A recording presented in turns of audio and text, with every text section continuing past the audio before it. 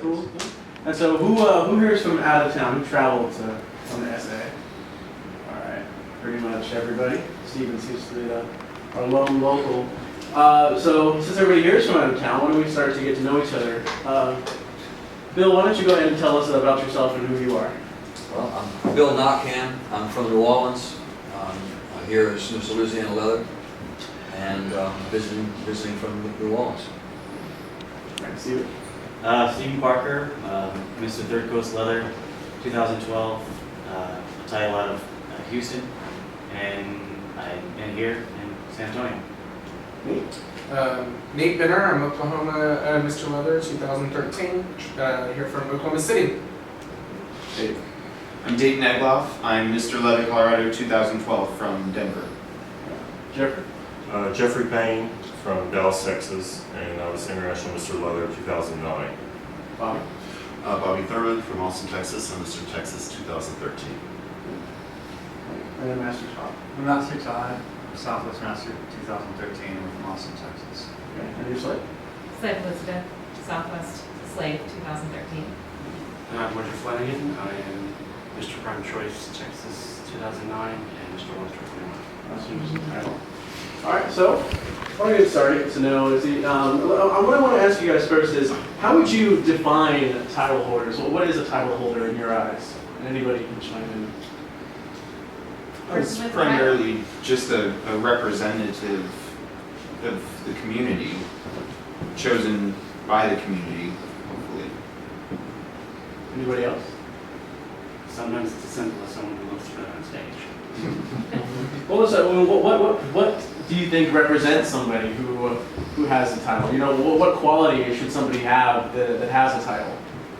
Experience in the community and experience wearing the leather, not just as a fashion statement, but as a understanding what it means to wear leather. I think being open-minded is a huge portion of it as well, because the communities that we represent are very diverse, and the things that everyone is into, you know, all of the different things that people are into, you're going to have to be respectful of that, obviously, because that's the community that you represent. And as being representative of the community, are there any obligations that come with it? Anything that's put upon you so that, you know, you're the well, you chimed in, Elizabeth. For us, so far our experience has been that the primary expectation is that you are always available and always open and willing to, you know, have a conversation with anybody, whether it's while you're walking down the street trying to go get a cup of coffee from a conference or any other time, just being open and available. It's all this. So kind of being that local celebrity that, you know, people can reach out to. I guess, I don't know about that. But workhorse is more the term that we think of it. Mm-hmm. Representing your community out of town. Yes. Everybody's looking at you to represent them well when you're off doing events like this. Jeffrey, as someone who holds a Mr. International Leather title, what do those same obligations mean to you? I hear what everyone's saying, and I do believe, and I agree, workhorse is about right. You have to have an open mind, because as an international title holder, you're representing the entire, well, world of leather. There's some kinky things out there, and you have to have that open mind, that non-judgmental side of yourself, even though inside you may be raising an eyebrow going, what the hell? You still have to be open and receptive to them. And it's actually, especially my year, yes, I know a lot about leather, but I learned more in that year than I probably did the 20 years before. Because you socialize with so many people, and you learn so much. And I believe that even though we're out there, we're representing the community, at the same time, it's also our journey that we're learning way more than we thought we ever would. Does that kind of help you grow as a person, or is this someone in the... Oh yeah, oh yes, most Okay. definitely. We also have to be open to people who don't have experience. myself included, I'm very new to this. I've only been into really explored kink and fetish over the last 2 years, and I dove in, and I absolutely love it. But I get a lot of criticism for holding a title and not having, years and years of experience to speak about. But it's a learning experience, and it's a lot of fun. Our title is a teaching title, it's its primary purpose, and really to teach you have to learn. So for us, as much as we teach, we probably learn 4 or 5 times that much. And really make an effort to get to know people and talk and find out stuff as we go around. Has anybody ever held, or maybe even hold right now, more than one title at the same time? So what's that like? What's it like having, be a representative of 2 different organizations, 2 different types of community? Well, I held 3 at one time, and it was quite difficult because I was Mr. Dallas Eagle, Mr. Texas Leather, and International Mr. Leather all at the same time. So it was balancing, out of the 53 weeks I was IML, staying home enough to support my local community, staying home enough to support my state community, and then being around the world at the same time. That was, out of 53 weeks, I was home for 3 weeks. So it was a huge balancing act so that when you are at home or you're somewhere in the state, you're making the most out of it. It's a learning experience. I know several of the titles, like Ohio Mr. Leather right now, is making it where you can't run for IML until you give up your state title. And so I see a lot of organizations moving in that direction. Do you have any IML ambitions? Did you have to get your state title? I'm hopeful. I've been working hard for it. And most of these titles, they last about a year or so in most cases, correct? 1 to 2 years, depending. Okay. Has anybody ever won subsequent years in a row? Sure. In our community, we have an up and coming rubber title that was held 2 years in a row by the same person. Unfortunately, because nobody ran the second year, and we may not have anyone run this year for the rubber title. So it's still under discussion what we're going to do with it. But sometimes out of default, they just carry it, through the next year. Is there a lack of people in the rubber community in Colorado? It's, I wouldn't say a lack. They're just not. There's not a lot of social players that you see outside in the bars all the time. There's the regular crowd, those of us who are socialites, and then there are those who just choose to play privately, and they have no interest in title holding, and they just want to have fun. I think there's also a lot of lack of knowledge or ignorance about what it means to be a title holder, and therefore a lot of people who are active in the community won't compete for a title because they don't know what it means. And so you end up having a lack of contestants who, if they were educated on what the process was and what the expectations were, I think they'd be more willing to follow through on it. And to add to that, though, I think a lot of people don't run because they're afraid they're going to get eaten, for lack of a better word. Because if you don't do A, B, and C, then they're coming after you. They're going to talk about you. They're going to Facebook about you. And who wants that negativity in their life? And I'm not saying it's predominant or that it's widespread, but it does exist to a point.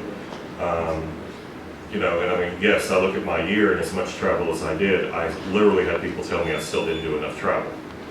270,000 miles in the air in a year, and that wasn't enough. Some people, you will never do enough.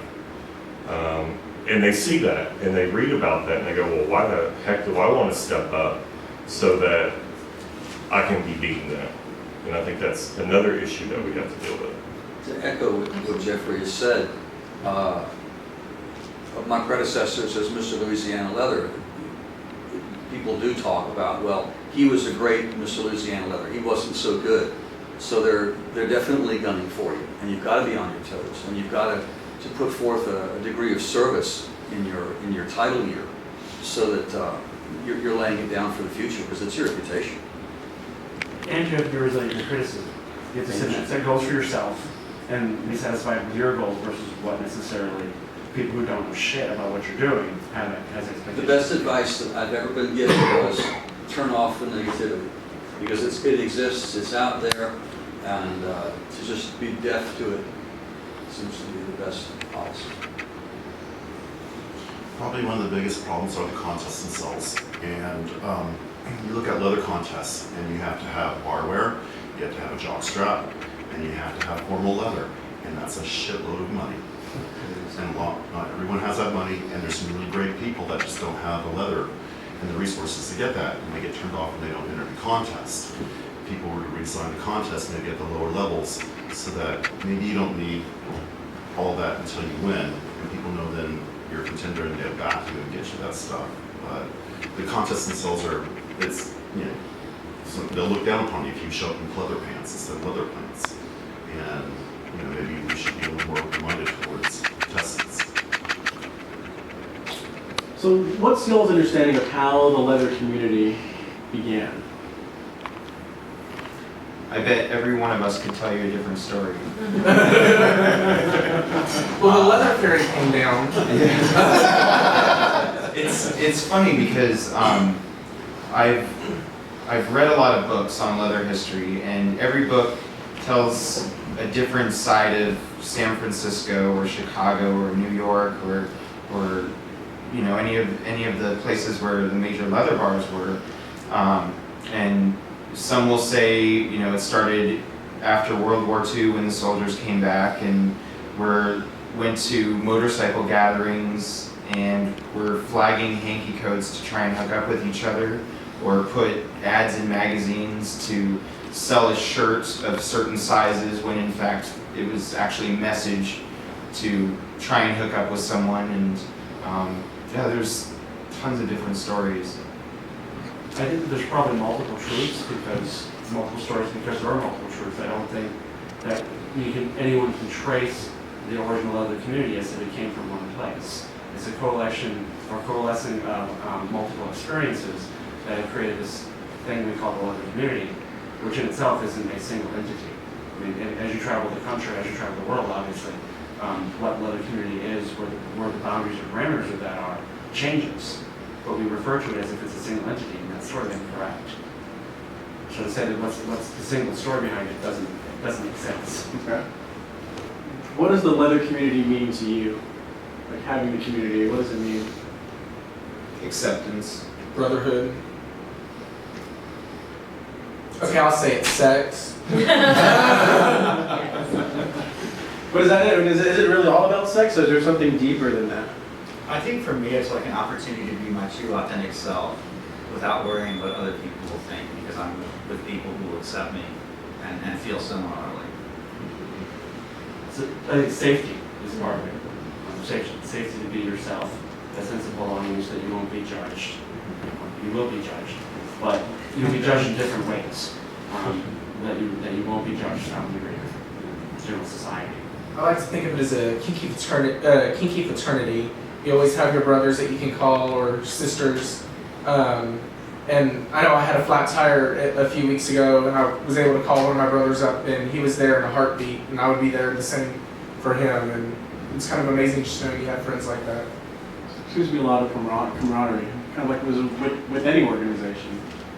For me, what it means, or one of the things that it means, is that I have the opportunity to feel like I am not alone or crazy or just, you know, all of the negative things that we hear in the everyday world about our fetishes, our predilections, you know, desires to have sex or whatever. It gives me the opportunity to look at somebody else and go, oh, you know what? I see myself in you and you see me in you, and that's okay. And so it sort of gives me the opportunity to feel whole as a human without feeling so alien to the rest of the world.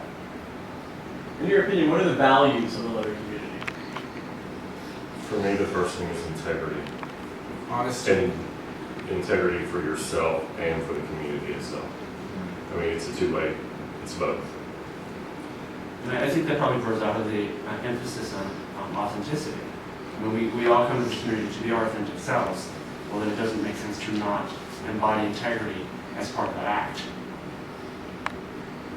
Why do we we need to build a community? Why can't we all just go out and be individuals? Why do we need to have this sort of congregation with one another?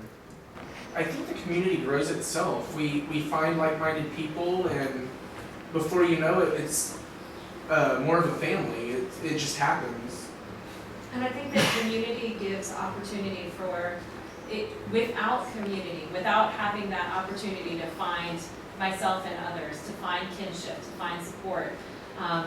You know, think of how many people we've lost to drugs, suicide, you know, horrible self-destructive life choices because they felt alone, because they felt like it was never going to be any better. They were never going to feel okay or feel welcomed anywhere. Their families don't want them, whatever. And having a place where people can come to as a refuge, I think it's really valuable. It was for me, you know. I think it also saves us from having to reinvent the wheel. You know, we can sort of educate each other, whether formally or informally, and learn from each other and sort of like advance and try things we might not have thought of and meet other people who teach us things that we might not have thought of. So to me, it really sort of expands our palette and pools our resources. A lot of exchange of ideas. In a lot of ways, it's like asking the question, why have society? It's a sharing of resources. It's a way in which we can socialize. It's a sense of belongingness, of identity. Yeah. Those are fundamental human needs. On top of that, I mean, it doesn't matter what you're into. Balloons, for example, and you're not the only one. You can find someone else who shares those same interests, and it's very refreshing. Before I became a part of the community, you know, I felt like I was the only one in the world with the curiosity for boots or leather or, you know, anything. And then stepping into this, it's been such an eye-opener, and I've been able to learn a lot about myself through learning what other people are into. So.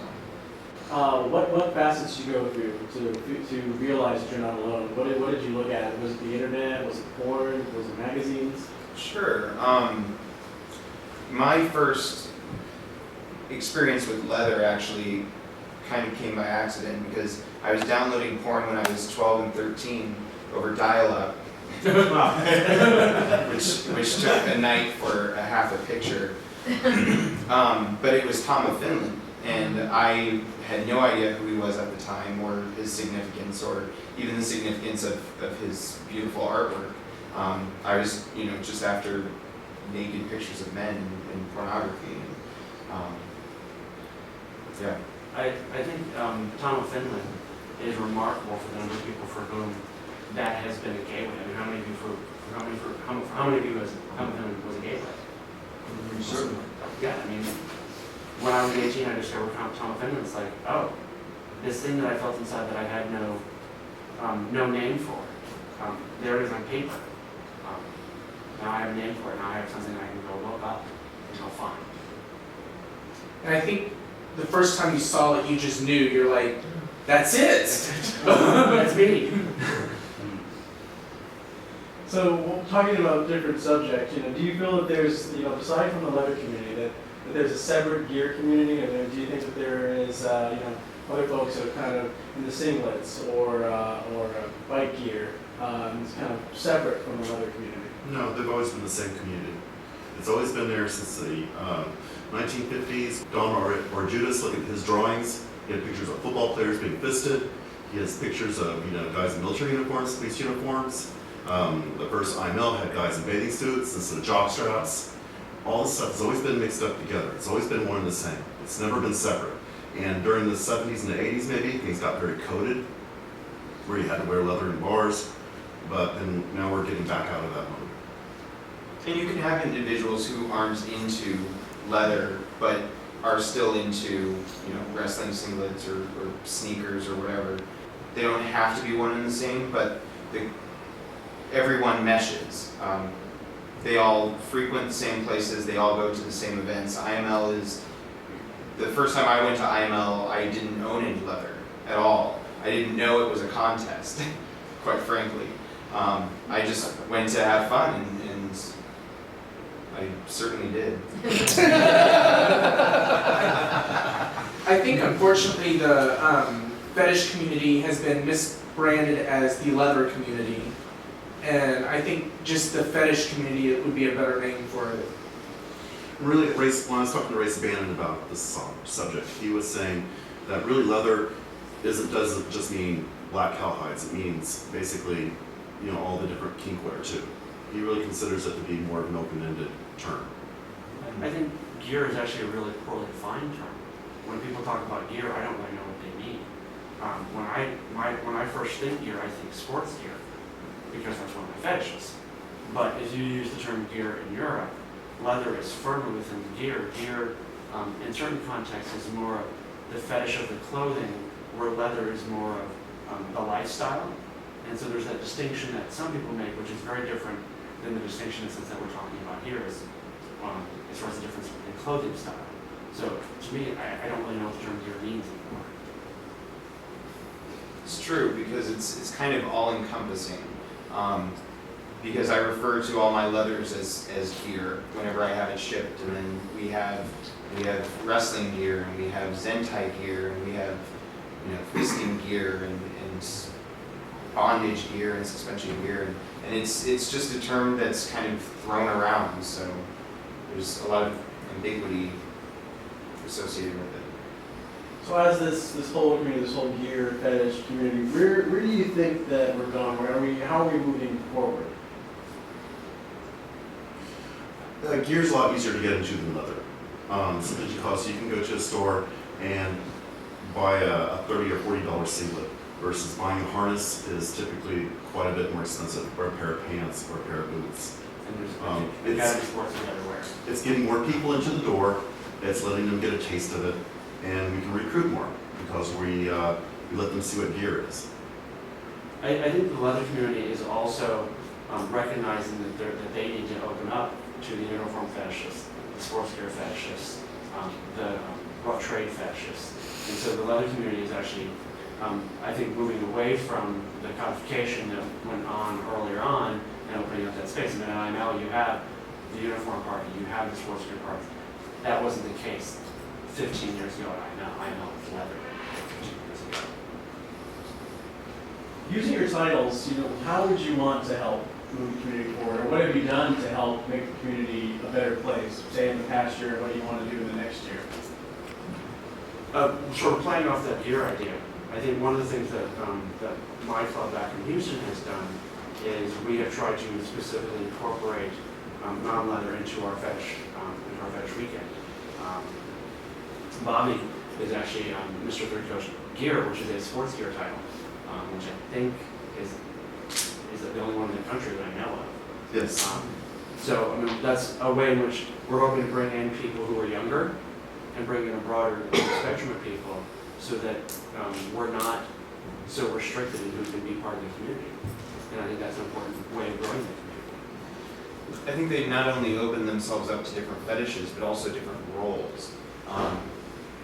Years ago, you had to wear a SIRS cap, and you had to have a certain look about you. That kind of default Tom of Finland leather masculine man with bunches of chest hair and things. And it's very different now. We have a much younger crowd, and definitely a mixture of a lot of different. And even leather's letting in steampunk now, which is a very different leather look, but it's still a leather-based look. And again, that tends to appeal to a younger crowd as well. But I think one thing we have to watch is, because I'm reading lips, and I'm sorry if I misunderstood anyone, but in the last 3 minutes, we have said leather is gear, gear is leather, and then we've talked about it like two entities. Yeah. So if it is one entity, then we as a group and as the leaders of our community need to speak of it as one entity, because we said that and then immediately went into gear and leather. So we have to watch how we verbalize to the community what gear is. If it's gear and gear is fetish wear and leather, then stick to it. Because we immediately, within 3 minutes, combined it and then separated it. So, and that sends a confusing message. It was confusing to me, and I live it. I don't know that we know. Second? I don't know that we know. Well, I mean, I can't- well, I mean, no, I mean, obviously we do because it was stated. And that's all I was saying is, for us, if we're going to get on message as a community, and especially as the leaders of the community, what is our message? Because if we're not on the same page, then we're going to confuse them even more. Sure. You know, so if gear is leather and leather is gear, speak of it together. And I agree. I think leather is gear. Gear is leather. And I love it because I like my singlet. You know, personally. And I have a leather singlet on top of that. And, you know, I love seeing the younger generation coming in, because I agree, I don't remember who said it about affordability. Yes, you can buy a singlet for 30, 40, 50 bucks. You know, a harness is gonna run you 150, you know, but it gets them in. It puts their toe in the water, and then they just dive in. With all that in mind, how do we get to the same page? How do we combine the two to kind of get folks to realize, you know, this is more like a possibly a fetish community, or maybe leather is here? How do we all get on the same page? Going back to what Bobby said at the beginning of the question, I think, if you point out that the influence on gear began very early, and you gave several very good examples that that's the case, it's a stream that's been there since the beginning. It's nothing new. Maybe it's undergoing a new flower, but there it is. It's been there since the beginning. I don't think it's a problem that if they're separate or together, we have bigger problems to worry about anyway. More of those. Probably about leather bars dying. Yeah. Yeah. That kind of goes into my next question, though. If these two were to merge, or even just to have sustainable communities, where do people go to actually hold these communities together? I mean, is it the leather bar, or is it somebody's house? You know, where is the place that people can actually congregate that are interested in these things? We've had really great luck going to our leather bar. And we would hold a gear night once a month. And the first thing I noticed is how all the leather people would be in one corner, and they were just kind of looking out at us. And I didn't know if they kind of despised us for taking over the bar, or even what they thought, until finally I walked up to them a few months later and started talking with them, and they kind of related that their community used to fill up the bar, and then everything died with HIV and things like that. And seeing the bar again filled up kind of made them very happy. They started crying, and it brought back a lot of great memories. And then they saw the bar as having maybe a new rebirth and a chance. You run the Awesome Gears, right? Is it, am I saying the club name right? Right. Can you talk a little, how that has brought together you touched a little bit on it, but how did that bring the community, leather fetish gear community back together in Austin? Oh God, we had no clue what we were doing. We had a gear night. We had 7 people there the first night. We thought, oh, this is really good. Maybe if we make a group on Facebook, we'll have maybe 40 people in a year. And within a year, we had these gatherings now have over 275 people. And at the chain drive, they're waiting out line to get in. They're having to do the one in, one out thing now for the fire codes. And we did not foresee that. We didn't plan on it. We don't know how we did it. And we just set up ground rules, and people realized that it was a safe environment. They could go out there and not be judged. You didn't have to be shameful of yourself. And people wouldn't, I think we had 2 basic rules. Okay, the first one is that you could walk in, just wear your street clothes, and that's fine. Just see what's going on. And you see people go in there one month, maybe a second month, and then the third month they'll be like wearing a singlet or a harness or something like that. Then they just dove in, just like Jeffrey said. Then the other second rule is that you never judge anyone based upon their gear, and you never judge them based upon their physique. And that keeps the environment safe so that people feel comfortable coming back over and over again. And so then we started getting puppies, I think we're getting furries now, which is, the furries are very particular, So it's been a really good, set of rules for us, for our gear night. So Bobby's had a lot of success in Austin. Does anyone else have any success stories, rather, for forming communities or rebuilding communities that may have fallen apart in recent years?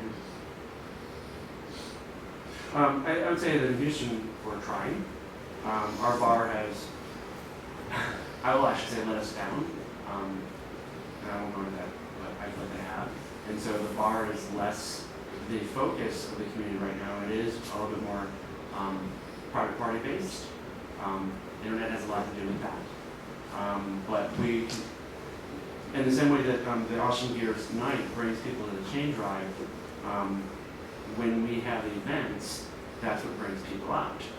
So that there's a little bit of a build it and they will come, but you have to give them a reason to actually come to the bar, or they will come to the bar. The other thing that we do is, I actually run a monthly dinner where we all get together to go out to dinner together. And that's people who don't want to go to the bar, who don't want to stay up late because the bars start at 11 o'clock at night, that gives them a way in which they can connect to the community without having to go to the bar. And I think coming up with ways that are outside the bar is important. Each community, San Antonio, Dallas, and Houston and Austin have, the gear presence has increased, and they've all done it differently. You know, we don't use each other's tricks. Dallas is basically a leather shop left, and Jeffrey opened up a gear shop in the middle of the Dallas Eagle, and suddenly you're seeing people on a Saturday night in singlets and rubber and neoprene, and I'm like, I've never seen that at the Eagle. You know, it's really just changed it by adding a gear shop within the middle of the Dallas Eagle. Part of when you're first running for a title, you pretty much want to have a platform, something to speak about when you're doing your speech. And my speech was to bring leather to, or at least more awareness of leather to San Antonio. So while I wanted to live up to that, so I put together the event for this weekend. It was supposed to just be a one-night event, and then with assistance, that's how it grew into what it is now. And I definitely want to do it more annual.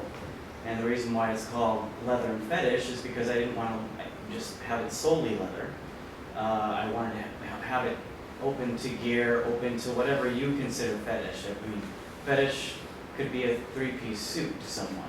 So whatever they consider fetish, I wanted to be all-inclusive, but because I am leather, I wanted to have leather and fetish. And that's kind of, since I've been putting this together with assistance, as I said, I've learned a lot about, there's a lot of underground stuff in the city that I didn't even know existed until I started doing it, such as where we're sitting right now. I had no idea this place even existed. I met people last night at the informal meet and greet that were from groups in San Antonio that I had no idea existed. So just by doing this one event, I started talking to people last night that want to start building the bonds between the gays and the pansexuals and so on and so forth.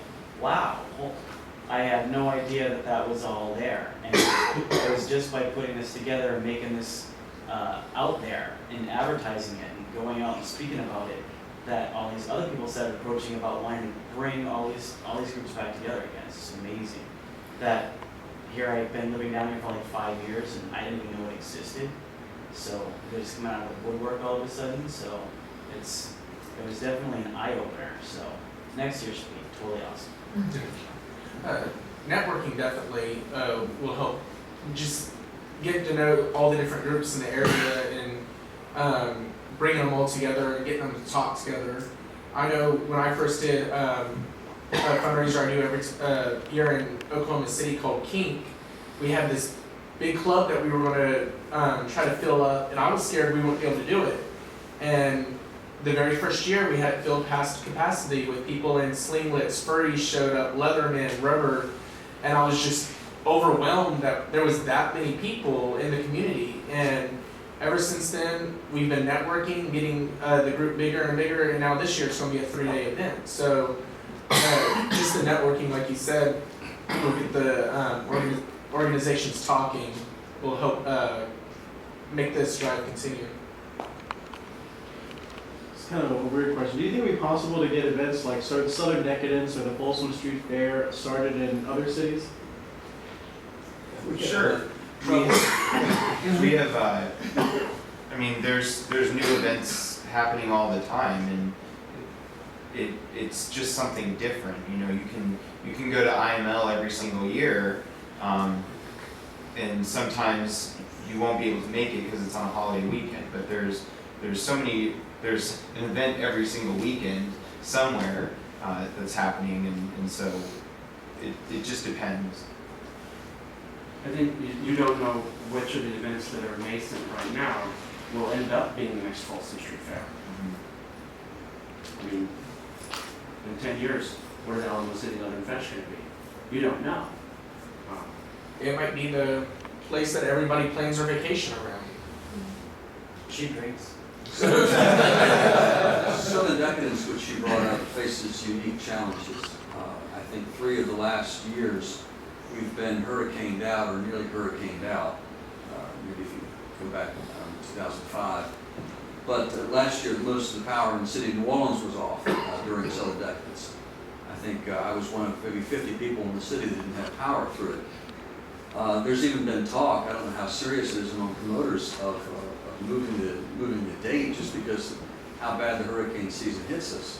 And then the city of New Orleans is now coming down very hard on the grand marshals and promoters to pay for trash collection and do things that other parades and other groups don't have to pay for. So we're in a unique and strange new country with Southern Decadence. With other events, like Bill was talking a while ago, have you all run into any problems, you know, with if you try to hold an event and you feel like you're getting slapped with charges that other events or other organizations holding it in the same community, same city rather, are trying to have? Did anybody run into that? I know that over the years we've had a hard time finding venues that will allow something to occur if they know that it's leather or fetish or, you know, alternative sexuality or whatever you want to put it. As soon as they figure out that we're kind of kinky, it's often we're not available. We don't host things like that. I mean, it's just plain hard. I mean, we've all been to conferences where the hotel is not a hotel you would ever stay in at any other point in your life. Because it's scary.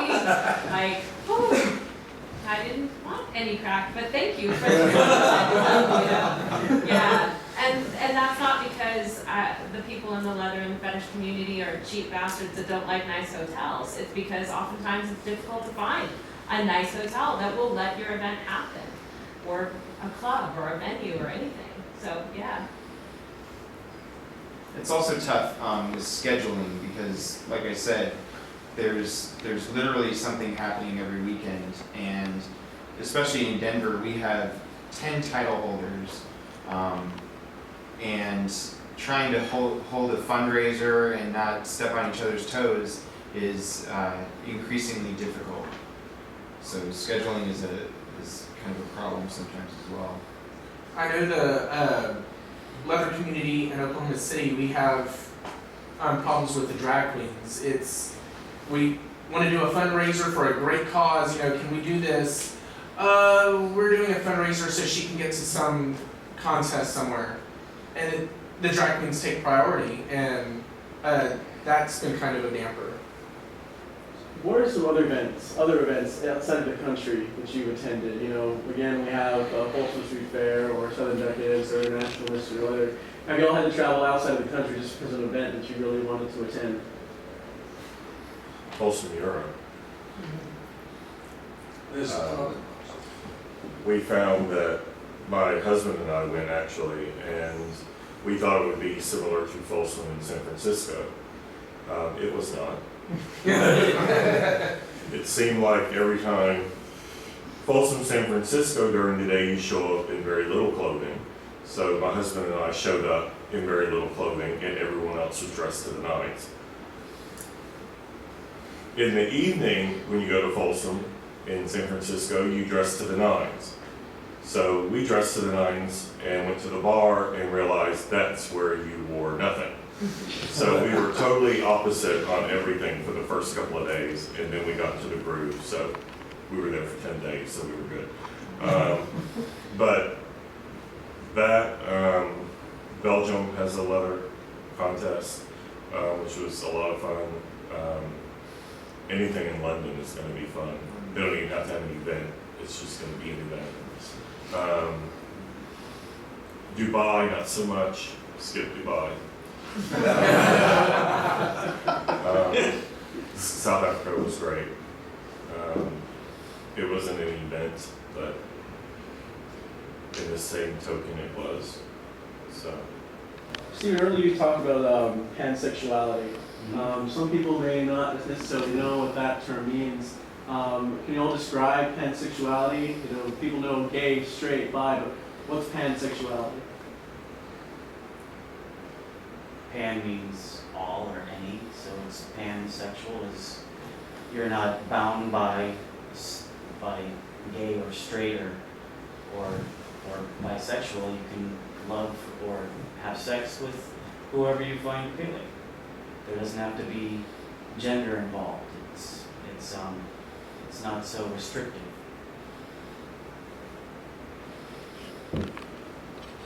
Anybody care to elaborate on it a little bit? Boobies. Everybody's looking at the girl. Like, oh, this is your cue. I think that in a lot of ways, the term pansexual has come to mean different things to different people.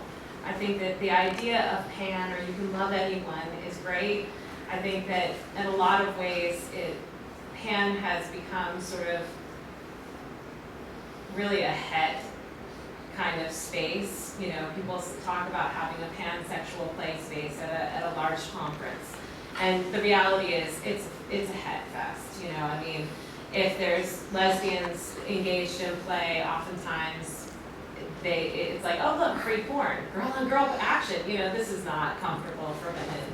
I think that there has been too many times that gay men that try to play in a space where it's called pansexual very quickly come to recognize that a lot of the het men in the pansexual community are only really cool with girl on girl, and that's a really sad thing. There's been a lot of talk in our community for 4 or 5 years, you know, about sort of this separatist notion of, you know, creating a pan space, a women's only space, and a men's only space. And I really think that that has a lot of value.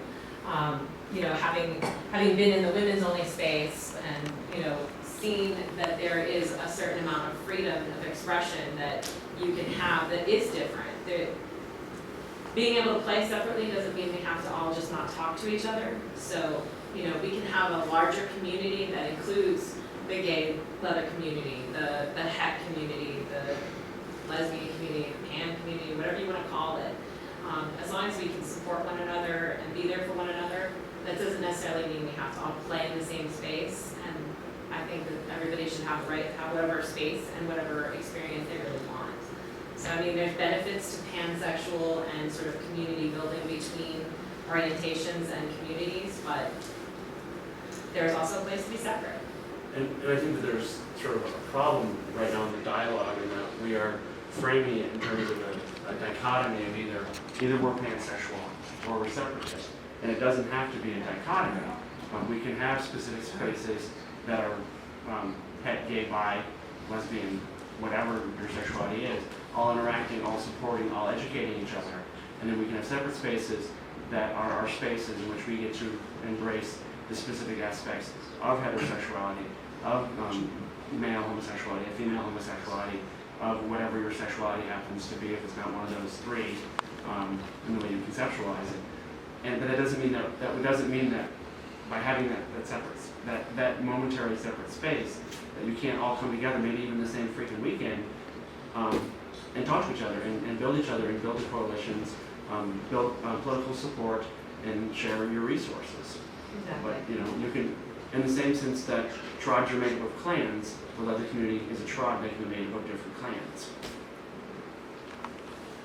So on our last question, do you think that the leather fetish, your community, however you want to describe it, should be an activist community, or should we kind of just keep to ourselves?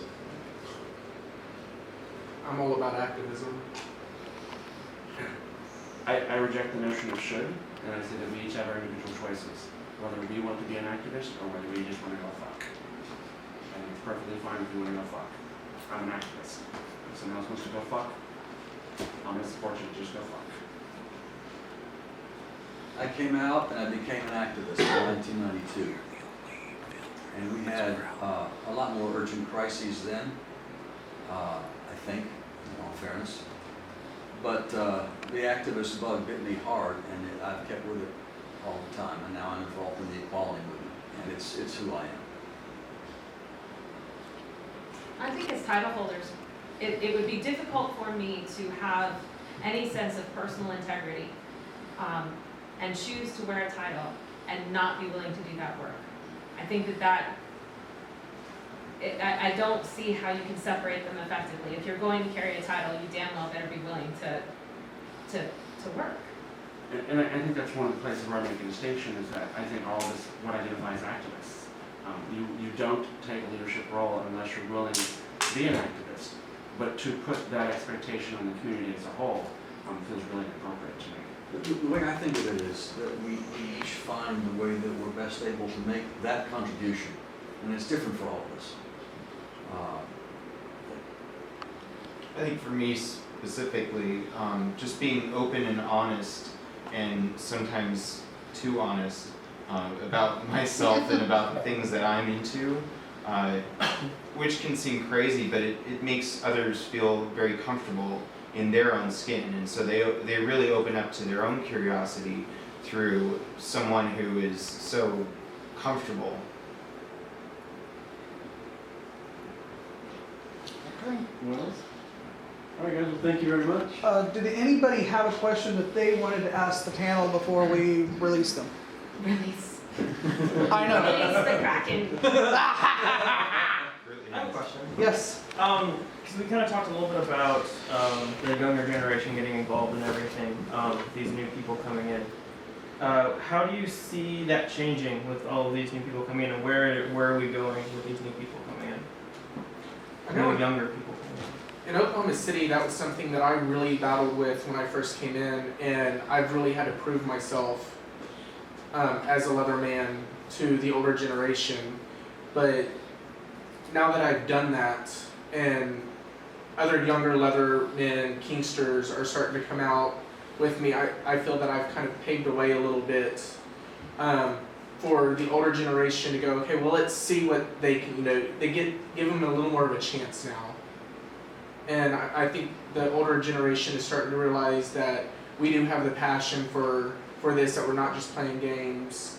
Now there are game players out there, but that's not all of the young generation. I think the great thing about it is, as the younger generation, y'all will become the older generation eventually. Yeah. And because of the path that's being laid right now, it's just going to open more and more and more doors for the people who are 5 and 6 years old right now, who in 12 years are going to be knocking at that door. It won't have to knock, it'll already be open. And it's just going to grow the community larger than I believe we even think possible. As someone that saw the leather community basically die out, for lack of a better word, in many ways, when we opened the doors, we cracked it, and then we cracked it some more for the fetish community. And the people that like gear, sports fetish type stuff, when they started walking through that door, it was a wow factor. And we've seen it at the Dallas Eagle. 3 years ago, the Dallas Eagle was 60 days from closing. And now, if we closed it, we'd have a riot on our hands. Because we are busy every weekend, every single weekend. And why? Because we open that door and we welcome the fetish community in. Not just the leather, but whatever your fetish is, bring it.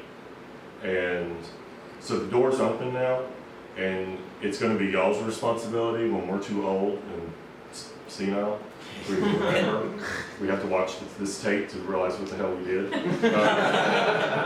That y'all are going to have to make sure that that door remains open. And that's where I see it 10, 15 years from now. I think the question of having to prove yourself is, I think, one of the places where the real big change is happening.